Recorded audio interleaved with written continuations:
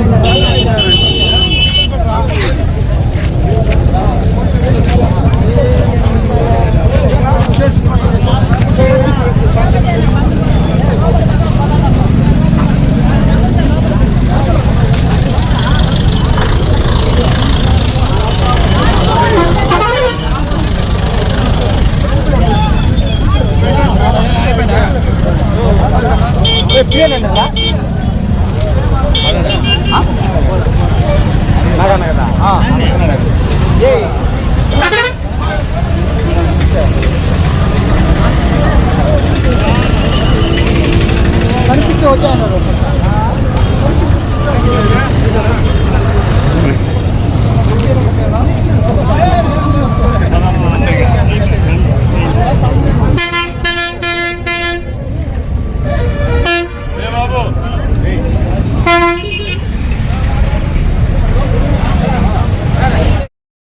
ప్రభుత్వం అధికారంలోకి వచ్చి ఈ 2 సంవత్సరాల సందర్భంగా మేము కూటమి ప్రభుత్వాన్ని హెచ్చరిస్తున్నాం.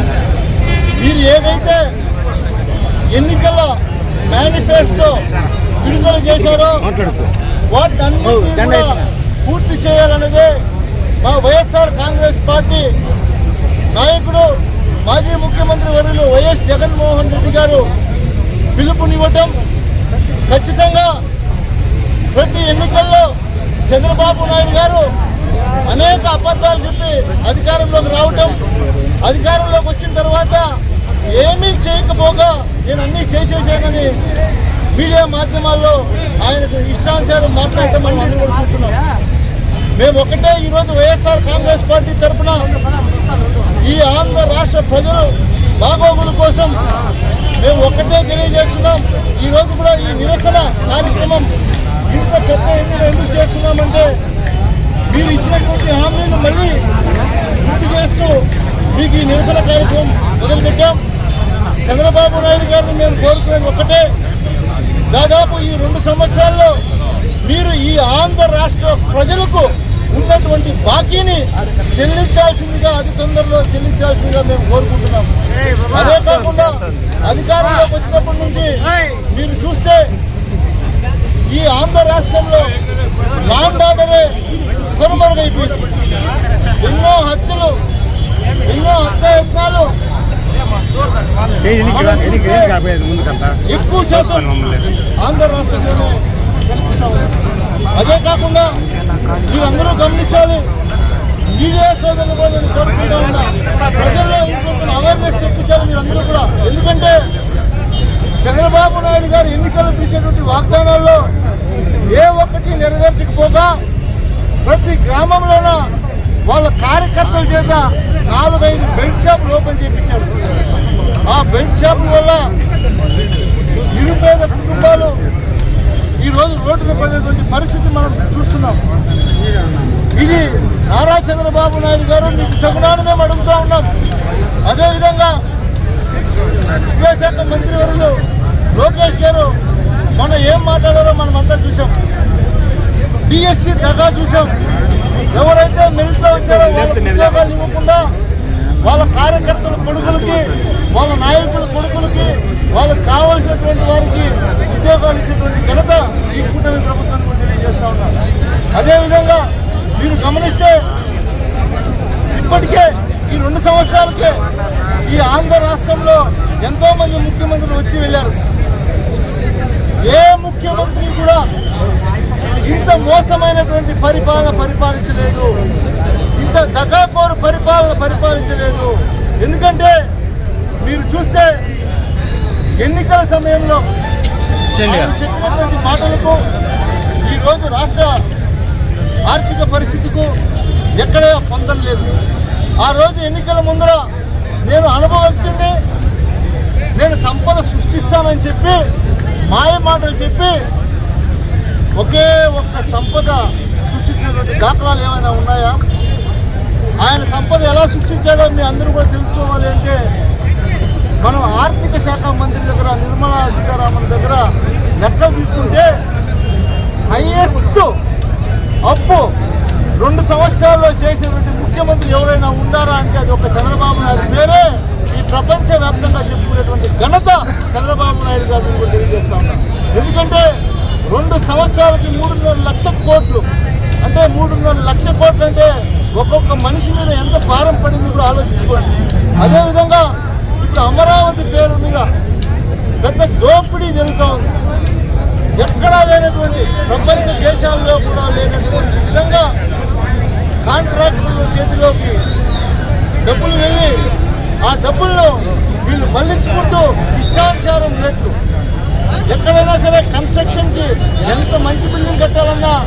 4-5 వేల కంటే ఎక్కువ కానటువంటి కన్స్ట్రక్షన్ కాస్ట్లో కూడా ఈరోజు వీళ్ళు 20,000, 24,000, 25,000 వీళ్ళు ఇష్టానుసారం ఎలా పడితే అలా టెండర్లు ఇచ్చి అక్కడ ఏమి పని చేయకపోయినా సరే మొబిలైజేషన్ అడ్వాన్స్లు వేల కోట్లు కనుక్కొని పోతా ఉన్నారు. ప్రజలకు ఇచ్చినటువంటి మాటలు వదిలేశారు, ప్రజలకు చెప్పినటువంటి మాయ మాటలు వదిలేశారు, మేనిఫెస్టో పెట్టినటువంటి మాటలు వదిలేశారు. ఇప్పుడు కేవలం డబ్బు మొత్తం రాజధాని అనే ఒక మాయ చుట్టూ తిప్పుతున్నటువంటి చంద్రబాబు నాయుడు గారికి ఇది తగునని అడుగుతా ఉన్నాను. ఈరోజు 175 నియోజకవర్గాలు ఆ రోజు తిరిగి ప్రతి నియోజకవర్గంలో అక్కడ ఉన్నటువంటి స్థానిక ఎవరైతే ఎమ్మెల్యేలు ఉన్నారో వైఎస్ఆర్ కాంగ్రెస్ పార్టీ ఎమ్మెల్యేలు వాళ్ళ మీద అనేకమైనటువంటి అబద్ధాలు చెప్పే అబ్బా కొడుకు ఇద్దరు కూడా ఈరోజు ఈ రాష్ట్రంలో మీ ఎమ్మెల్యేలు కావచ్చు, మీ మంత్రులు కావచ్చు చేస్తున్నటువంటి అరాచకాలు మీకు మీ తండ్రి గారికి కనిపించట్లేదా అని నేను లోకేష్ గారిని సూటిగా అడుగుతున్నానని కూడా తెలియజేస్తున్నా. ఎందుకంటే ఈ రాష్ట్రంలో మీరు చూశారు, జగన్మోహన్ రెడ్డి గారు ముఖ్యమంత్రిగా 5 సంవత్సరాలు పరిపాలన చేస్తే ఎన్నో వేల కుటుంబాలకి ఇంటి స్థలాలు ఇండ్లు కట్టించడం, ఆ ఇండ్లు పూర్తయి గృహప్రవేశాలు చేయడం జరిగింది గతంలో. వీళ్ళు అధికారంలోకి వచ్చి 2 సంవత్సరాలు అయింది. ఏ నిరుపేదకైనా ఒక ఇల్లు ఇచ్చారని అడుగుతా ఉన్నా. ఏ నిరుపేదకైనా ఒక్క ఇల్లు ఇచ్చారా? అదేవిధంగా భర్త చనిపోయినటువంటి మహిళలు ఎంతో మంది ఉన్నారు. వీళ్ళ ప్రభుత్వం వచ్చి 2 సంవత్సరాలు పూర్తయింది. భర్త చనిపోయినటువంటి మహిళలకు పెన్షన్ ఇవ్వాల్సినటువంటి బాధ్యత ప్రభుత్వంది కాదా అని అడుగుతా ఉన్నాం మేము మిమ్మల్ని. ఈరోజు మీకు బాధ్యత లేదా అని అడుగుతా ఉన్నా. 2 సంవత్సరాలు పూర్తయినా మీరు ఒకే ఒక కొత్త పెన్షన్ కూడా విడుదల చేయలేదు. ఎందుకు ఇంత మోసం చేశారు ప్రజలు కూడా మేము అడుగుతా ఉన్నాం. అదేవిధంగా వాలంటీర్ వ్యవస్థని ఆ రోజు జగన్మోహన్ రెడ్డి గారు ప్రతి కుటుంబానికి నేరుగా అన్ని వసతులు అందే విధంగా వాలంటీర్ వ్యవస్థ తీసుకుంటుంటే వాళ్ళను కూడా మాయ మాటలు చెప్పి మేము అధికారంలోకి వస్తే మీకు 10,000 ఇస్తామని చెప్పారు. ఏ ఒక్కరికైనా వాలంటీర్ ఉద్యోగం ఇచ్చారని తిరిగి అడుగుతా ఉన్నాం. ఇలా చెప్పుకుంటూ పోతే ఈ రాష్ట్రంలో మహిళలకు మీకు 3 ఉచిత గ్యాస్ ఇస్తామన్నారు.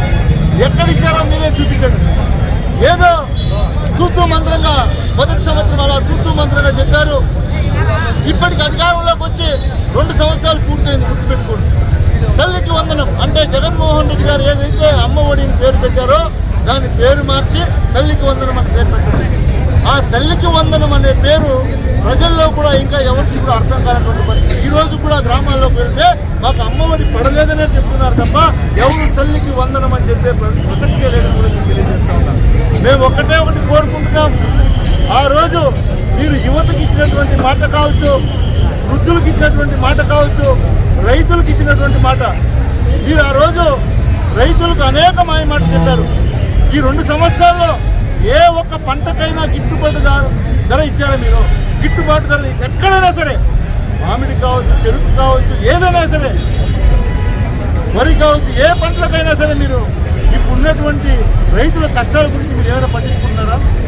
ఇంకా పెద్ద మనిషి మాట్లాడుతున్నాడు, ఎరువు మనం యూరియా ఇవ్వలేదంటే యూరియా తింటే యూరియా పంటలకు వేస్తే క్యాన్సర్ వస్తుందని మాయ మాటలు చెప్తున్నాడు. మీకు 74 సంవత్సరాలు అయింది.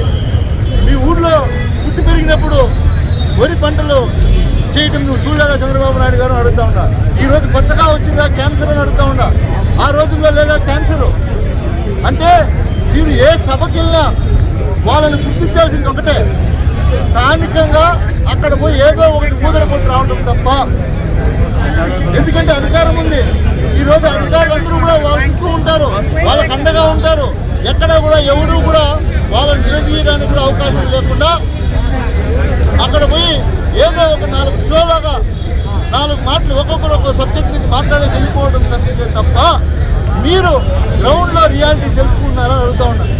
మీరు ఏ గ్రామానికైనా సరే, మేము ఈ రాష్ట్రం మొత్తం మీకు చెప్తున్నా, మీరు ఏ గ్రామానికి రమ్మన్నా మేము వస్తాం.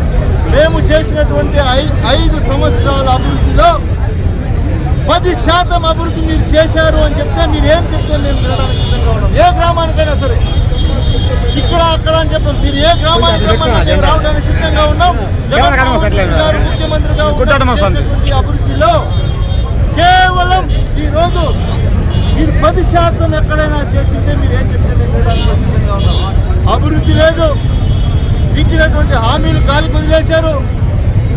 చిరు వ్యాపారస్తులైతే అంగళ్ళకు బాడీ కట్టుకునే పరిస్థితిలో కూడా ఈరోజు లేదు. మా పలమనేరు నియోజకవర్గంలో అయితే వ్యాపారస్తుల పరిస్థితి అంగడి బాడీ కట్టుకునే పరిస్థితిలో కూడా వ్యాపారస్తులు లేరు. ఎందుకంటే అలాంటి దుస్థితి మన కూటమి ప్రభుత్వంలో ఉన్నటువంటి నాయకులు తీసుకొచ్చారు. ఈ చంద్రబాబు నాయుడు గారు తీసుకొచ్చారు. మీరు కావాలంటే మీడియా సోదరులారా, ఏ గ్రామమైనా సరే, ఏ పట్టణమైనా సరే, చిరు వ్యాపారస్తుల దగ్గరికి వెళ్ళి మీరు కనుక్కోండి. జగన్మోహన్ రెడ్డి గారు ఉన్నప్పుడు వ్యాపారం బాగా జరిగిందా, లేదా చంద్రబాబు నాయుడు ముఖ్యమంత్రి అయిన తర్వాత వ్యాపారాలు బాగా జరుగుతున్నాయా? ఇవన్నీ కూడా ప్రజలు గమనిస్తున్నారు. రాబోయే రోజుల్లో ఖచ్చితంగా మీకు తగినటువంటి బుద్ధి ఖచ్చితంగా కల్పిస్తారని కూడా మీకు తెలియజేస్తూ, ఇక్కడికి ఇచ్చేసినటువంటి ప్రతి ఒక్కరూ కూడా పేరు పేరున నేను ధన్యవాదాలు తెలియజేసుకుంటూ, మీడియా మిత్రులందరికీ కూడా ధన్యవాదాలు తెలియజేసుకుంటూ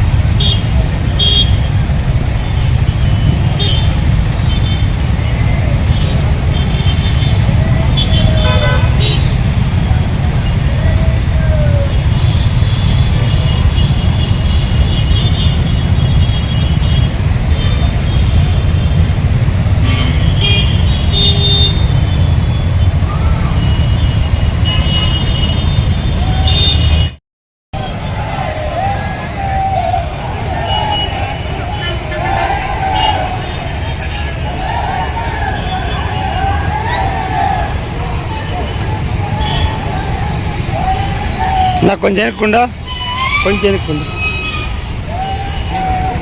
నీ చెయ్యి వస్తాను అడ్డంగా